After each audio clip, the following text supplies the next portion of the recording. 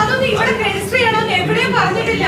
ഒരാളെ ഞാൻ പറഞ്ഞു, ഒരാൾ ഒരു 10 പടം ചെയ്തു, അയാൾ ഇവിടെ 4 പടമേ രജിസ്റ്റർ ചെയ്തിട്ടുള്ളൂ എന്ന് വെച്ചാൽ അയാൾ 10 പടം ചെയ്തില്ലാന്നല്ലോ. ആ 10 പടത്തിൽ ഏതെങ്കിലും 3 പടത്തിന്റെ സെൻസർ സർട്ടിഫിക്കറ്റ് കാണിച്ചാൽ അവർക്ക് മത്സരിക്കാം.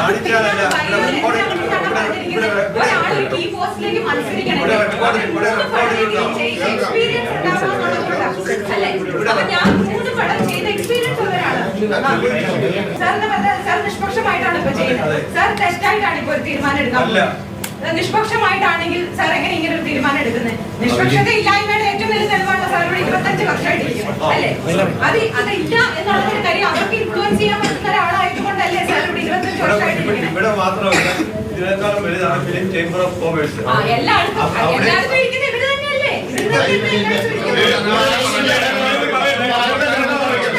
ഇവിടെ പറയാനുള്ള